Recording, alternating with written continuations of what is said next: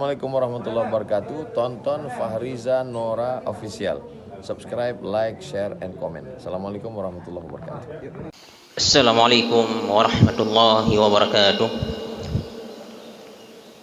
Hamdan wa syukran lillah, salatan wa salaman ala rasulillah Muhammad ibni Abdillah sallallahu alaihi wasallam wa ala alihi wa sahbihi ajma'in. Subhanaka la ilma lana illa ma 'allamtana innaka antal alimul hakim. Rabbi syrah li sadri wa yassir li amri wahlul 'uqdatam min lisani yafqahu qawli, amma ba'du.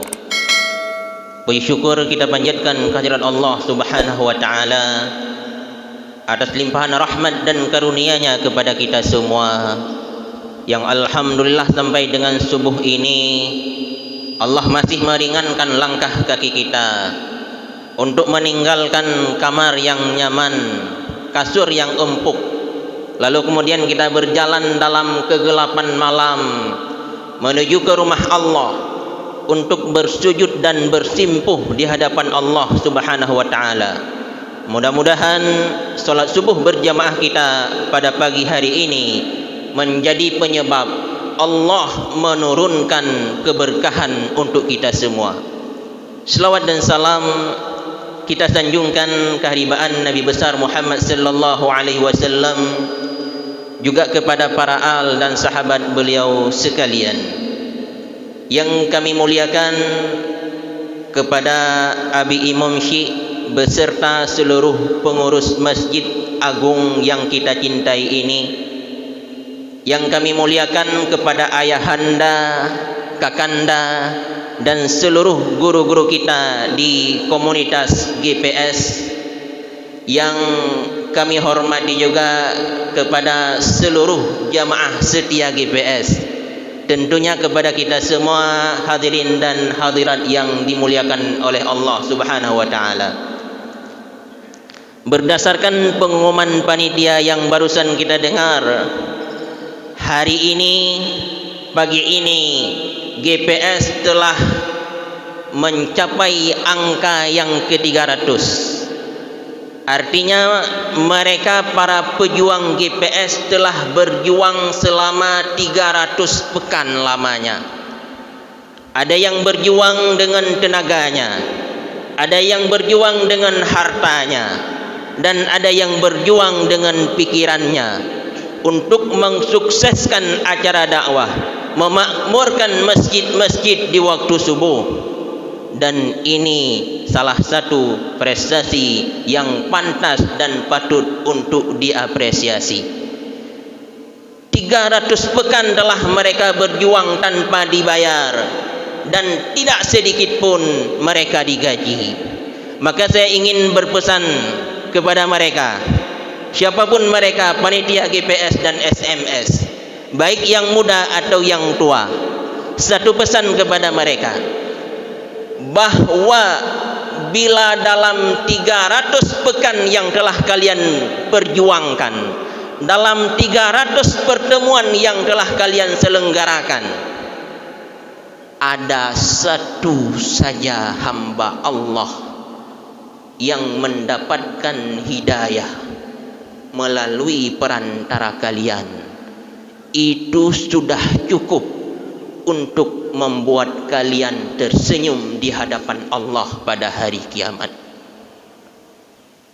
Satu hamba Allah saja mendapatkan hidayah dengan perjuangan kalian sudah cukup untuk membuat kalian, wahai khadim GPS, untuk tersenyum di hadapan Allah Subhanahu wa taala.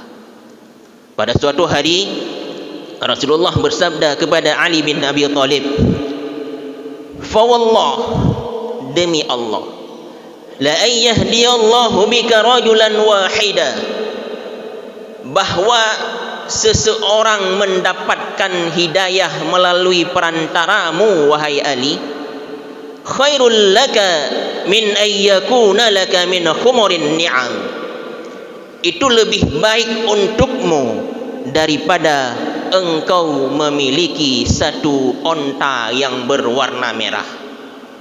Berbicara onta, itu berbicara kendaraan, karena onta merupakan kendaraan yang digunakan ketika hadis ini diucapkan. Dan ternyata onta yang paling mahal harganya adalah onta yang berwarna merah. Kalau hari ini onta merah itu adalah kendaraan mewah, mungkin setara dengan Ferrari atau Lamborghini, maka wahai khadim GPS, satu orang saja mendapatkan hidayah melalui perantara kalian itu lebih baik daripada kalian memiliki satu Lamborghini atau satu Ferrari. Apalagi yang mendapatkan hidayah itu lebih dari satu orang, apalagi yang mendapatkan hidayah itu lebih 10 orang, lebih dari 20 orang. Tentunya itu akan jadi aset pahala kalian kelak ketika menghadap Allah Subhanahu wa taala. Dan mudah-mudahan ini menjadi motivasi kita semua untuk terus dan memastikan acara ini akan terus berlangsung dan akan terus eksis, dan kita akan pastikan insya-Allah akan berjalan sebagaimana yang kita inginkan. Apalagi kita hari ini hidup di zaman yang dimana perputaran waktu itu terasa begitu cepatnya. Maka kita perlu mencari amalan-amalan cerdas yang memiliki pahala yang berlimpah. Tak terasa hari ini kita sudah berada di awal tahun 2023. Bukankah perasaan kita baru kemarin kita masuk tahun 2022? Kok tiba-tiba hari ini kita sudah berada di tahun 2023? Dan ini merupakan keberkahan waktu yang telah dicabut oleh Allah Subhanahu wa taala dan merupakan salah satu daripada tanda kiamat. Rasulullah bersabda, la taqumus sa'atu, tidak akan terjadi hari kiamat hatta yatakarabaz zamanu, hingga perputaran waktu itu terasa begitu cepat. Fatakunus sanatu kaisyahri, maka jadilah setahun itu rasanya sebulan. Wa yakunu syahru kal jum'ati, dan jadilah sebulan itu rasanya sepekan. Wa takunul jum'atu kal yaumi, dan sepekan itu rasanya sehari. Wal yaumu kadramati minan nar, dan sehari itu rasanya sekedip mata saja. Maka jemaah yang dimuliakan oleh Allah Subhanahu wa taala, kita semua memiliki waktu yang sama. Siapapun kita, di negara pun kita berada, kita memiliki waktu 24 jam sehari. Ada di antara manusia dengan waktu 24 jam mampu mengurus satu negara. Ada juga di antara kita dengan waktu 24 jam mampu mengurus satu pesantren. Ada juga yang mampu mengurus satu masjid. Dan ada juga memiliki waktu 24 jam, jangankan mengurus orang lain, mengurus diri sendiri pun dia tidak mampu.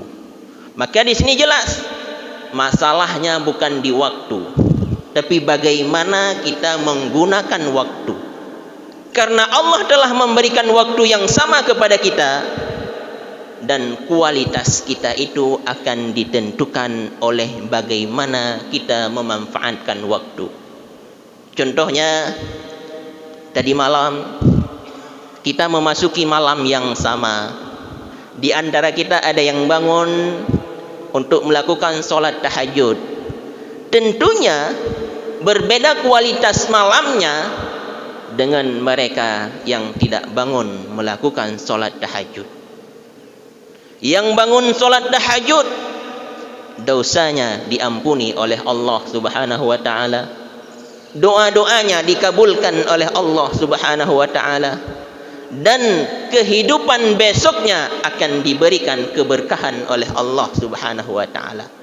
Waktunya sama, akan tetapi kualitasnya bisa berbeda karena berbeda dalam memanfaatkan waktunya. Maka jemaah yang dimuliakan Allah Subhanahu wa taala, waktu itu merupakan satu nikmat yang akan dimintai pertanggungjawaban oleh Allah.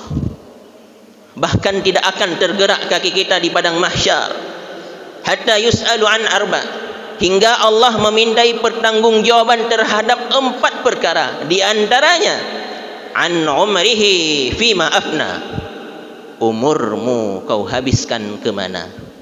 Bagi kita yang muda-muda akan bertambah pertanggungjawaban kita, yaitu akan ditanyakan wa an syababihi fima abla, masa mudamu kau habiskan kemana. Maka jemaah yang dimuliakan oleh Allah Subhanahu wa taala, di awal tahun ini kita perlu bermuhasabah. Ada di antara kita yang telah diberi umur 60 tahun oleh Allah. Ada yang di antara kita yang telah diberi umur 40 tahun oleh Allah. Bahkan ada di antara kita yang telah diberikan umur 70 tahun oleh Allah. Perlu kita pertanyakan dalam diri kita, usia yang telah Allah berikan, kemana telah kita habiskan? Maka ketika kita meninggalkan tahun yang lalu, tahun 2022, dan kita masuk ke tahun 2023, perlu kita pertanyakan, apakah tahun 2022 banyak kita habiskan untuk bermaksiat kepada Allah Subhanahu wa taala, atau lebih banyak kita habiskan untuk beribadah kepada Allah Subhanahu wa taala? Lebih banyak kita habiskan untuk duduk di masjid Allah, atau lebih banyak kita habiskan untuk duduk di warung kopi? Lebih banyak kita gunakan untuk melihat HP kita, atau lebih banyak kita gunakan untuk membaca Al-Quran? Maka jemaah yang dimuliakan Allah Subhanahu wa taala, ada satu pepatah yang diucapkan oleh Ali bin Abi Thalib. Beliau mengatakan, "Man kana yaumuhu khairan min amsihi fahuwa rabihun." Barang siapa yang hari ini lebih baik dari kemarin, dia termasuk orang-orang yang beruntung. Wa man kana yaumuhu misla amsihi fahuwa khasirun. Barang siapa yang hari kemarin sama dengan hari ini, tahun kemarin sama dengan tahun ini, maka dia termasuk orang-orang yang rugi. Wa man kana yaumuhu syarran min amsihi fahuwa mal'unun. Barang siapa yang hari ini lebih buruk dari hari kemarin, maka dia termasuk orang-orang yang terlaknat. Dengan kemegahan dan kecepatan perkembangan teknologi, maka manusia pun semakin mudah bermaksiat kepada Allah Subhanahu wa taala. Yang dulunya kalau ada yang ingin berjudi, payah jak mita lampuh-lampuh soh untuk main judi. Tapi hari ini dengan perkembangan teknologi, kita sering melihat orang main judi di warung-warung kopi. Seolah-olah maksiat itu dianggap biasa oleh manusia. Maka jemaah yang dimuliakan Allah Subhanahu wa taala, berbicara tahun baru, mungkin sebahagian kita ada yang ingin protes, kenapa Ustaz itu berbicara tentang pergantian tahun? Bukankah merayakan tahun baru itu haram hukumnya? Jelas merayakan tahun baru itu haram hukumnya. Tapi perlu kita ketahui bahwa tahun Masehi itu bukan punya orang Nasrani. Tahun Masehi itu bukan punya orang Nasrani. Orang Nasrani menyebutnya tahun Masehi, dan kita orang Islam menyebutnya tahun Syamsiah. Tahun yang dihitung berdasarkan perputaran matahari. Dan justru kita orang Islam yang menggunakan tahun matahari, dan disebutkan dalam Al-Quran. Allah berfirman, "Waja'alna al-laila wan-nahara ayatain." Kami telah menjadikan malam dan siang 2 tanda. Apa tanda malam? Bulan. Dan apa tanda siang? Matahari. Dan kami telah menjadikan malam dan siang itu 2 tanda, yaitu bulan dan matahari. Lalu apa kata Allah? Famahawna ayatal laili. Lalu kemudian kami hapus tanda malam. Faja'alna ayatan nahari mubsiratan. Lalu kami munculkan tanda siang berbentuk matahari. Bagaimana sifatnya? Mubsiratan, yang terang benderang. Apa tujuan Allah menjadikan tanda siang itu terang benderang? Jawabannya ada di akhir ayat. Walitabtaghu fadlan min rabbikum, supaya kalian bisa mencari karunia Tuhan kalian, supaya kalian bisa bekerja di siang hari. Ini sesuai dengan satu ayat dalam surat An-Naba, waja'alna an-nahara ma'asya, kami jadikan siang itu untuk mencari rizki. Tujuan yang pertama, Allah jadikan matahari terang benderang supaya manusia bisa bekerja mencari rizki di siang hari. Dan tujuan yang kedua, walita'lamu 'adadas sinina wal hisab, supaya kalian bisa mengetahui tahun dan perhitungan waktu. Tahun apa yang diinginkan di ayat ini dengan tanda matahari? Ya, itu dia, tahun syamsiah, tahun yang perhitungannya berdasarkan matahari. Dan ibadah kita yang paling agung yaitu solat menggunakan waktu matahari. Kapan dimulai waktu subuh? Ketika matahari akan naik mengenai kaki langit, lalu kemudian memunculkan cahaya putih yang disebut dengan syafaq, yang disebut dengan fajar shadiq. Maka ketika fajar shadiq itu telah muncul, mulailah solat subuh. Kapan berakhir solat subuh?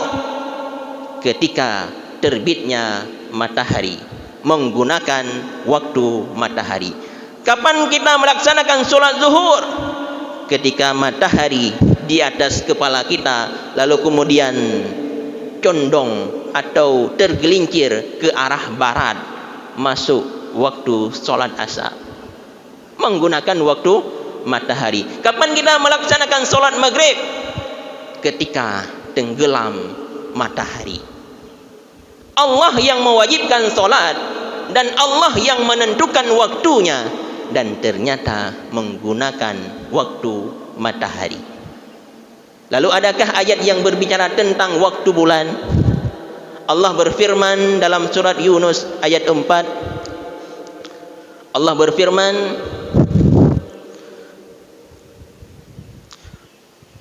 wa huwal ladzi ja'ala asy-syamsa dhiya'a wal qamara nura. Dialah Allah yang telah menjadikan matahari itu bersinar dan bulan itu memantulkan cahaya. Apa tujuannya Allah menjadikan bulan itu memantulkan cahaya? Di akhir ayat Allah menyebutkan walita'lamu 'adadas sinina wal hisab, supaya kalian mampu mengetahui perputaran tahun. Tahun apa yang diinginkan di sini? Yaitu tahun bulan. Dan ada satu ibadah yang menggunakan tahun matahari sekaligus menggunakan waktu bulan, yaitu ibadah Ramadan, ibadah puasa. Kapan ditentukan satu Ramadan?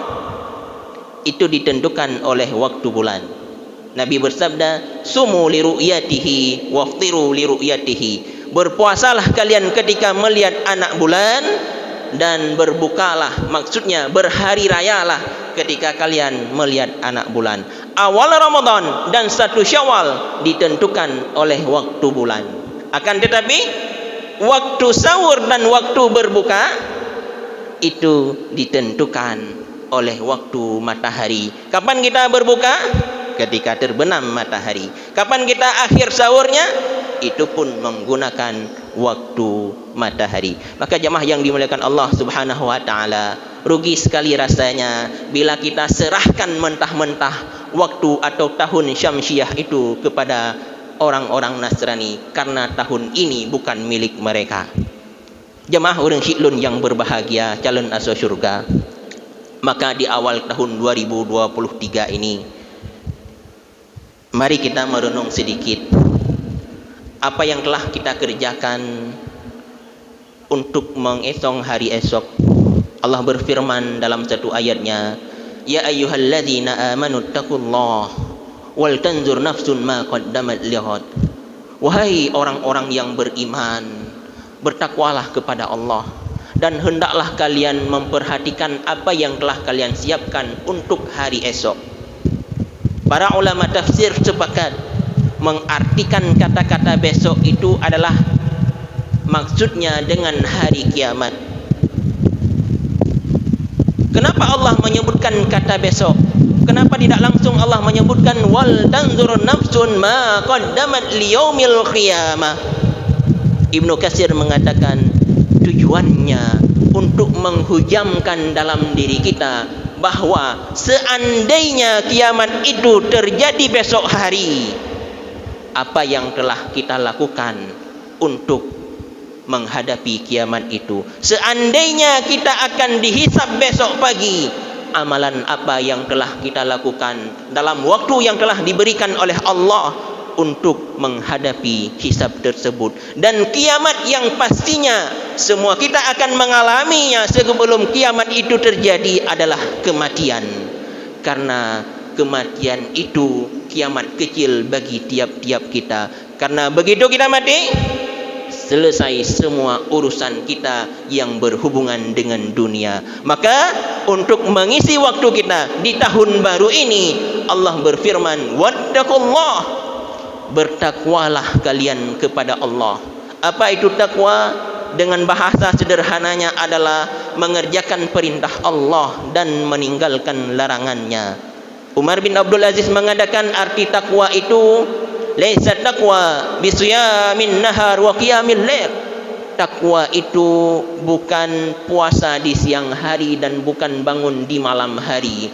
Akan tetapi takwa itu adalah meninggalkan apa yang dilarang oleh Allah Subhanahu wa taala.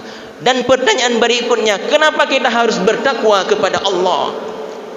Karena hanya dengan takwa kita mampu meraih kemuliaan di mata Allah. Ketika Allah telah menciptakan manusia dengan berbagai jenis-jenisnya, dengan berbagai macam suku dan bangsanya, Allah mengatakan, inna akramakum indallahi atqakum. Yang paling mulia di antara kalian adalah yang paling bertakwa. Karena kemuliaan di mata Allah tidak mungkin kita dapatkan dengan harta dan kekayaan.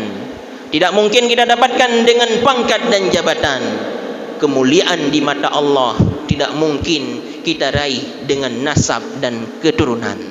Karena ada satu hamba Allah yang dilahirkan di tempat yang mulia, di Mekah Al-Mukarramah, dari keturunan yang mulia, dari Bani Hashim dan Bani Muttalib. Akan tetapi Allah hinakan dia. Siapakah dia? Tabbat yada Abi Lahab wa tab. Celakalah kedua tangan Abu Lahab. Di mana lahir Abu Lahab? Di samping Ka'bah. Tapi tidak lantas membuat beliau menjadi hamba yang mulia. Apalagi kita yang lahir di serambi Mekah. Karena sejarah telah membuktikan ada seorang budak hamba sahaya, manusia yang diperjualbelikan, yang mana beliau berasal dari Habasyah, Ethiopia, Afrika. Ternyata Allah muliakan beliau, yang namanya tercatat harum dalam sejarah Islam. Siapa yang tidak kenal dengan Bilal bin Rabah, muazzinnya Rasulullah sallallahu alaihi wasallam, yang bahkan Rasulullah pernah mendengar suara telapak sandalnya di dalam surga pada peristiwa Isra dan Mi'raj, menunjukkan bahwa Bilal bin Rabah salah satu sahabat yang dijamin surga oleh Rasulullah sallallahu alaihi wasallam, sekalipun beliau berasal dari keturunan budak, kulitnya hitam legam, tapi Allah muliakan beliau dengan ketakwaan yang beliau miliki. Maka hari ini siapapun di antara kita yang ingin kemuliaan di mata manusia dan menginginkan kemuliaan di mata Allah, maka hendaklah bertakwa kepada Allah Subhanahu wa taala. Dan tujuan yang kedua dan yang terakhir, kenapa kita harus bertakwa kepada Allah? Ketika Allah telah menciptakan surga yang luasnya seluas langit dan seluas bumi, untuk siapa Allah siapkan surga ini? Allah katakan uiddat lil muttaqin. Surga itu disiapkan bagi mereka yang bertakwa. Maka akan sangat menyedihkan dan akan sangat rugi kita semua ketika Allah telah menciptakan surga yang luasnya seluas langit dan seluas bumi, dan ternyata kita tidak kebahagiaan tempat di dalamnya. Maka jamaah yang dimuliakan Allah Subhanahu wa taala, untuk mengisi tahun ini, mari kita meningkatkan ketakwaan kita kepada Allah dengan harapan Allah akan memuliakan kita di dunia, lalu kemudian akan dimasukkan kita ke dalam surga. Amin ya rabbal alamin. Hanya ini yang dapat kami sampaikan pada waktu yang singkat ini. Mudah-mudahan ada manfaatnya kepada kita semua. Subhanakallahumma wa bihamdika asyhadu an la ilaha illa anta astaghfiruka wa atubu ilaika. Wa sallallahu ala sayyidina Muhammad wa ala alihi wa sahbihi ajma'in. Walhamdulillahi rabbil alamin. Assalamualaikum warahmatullahi wabarakatuh.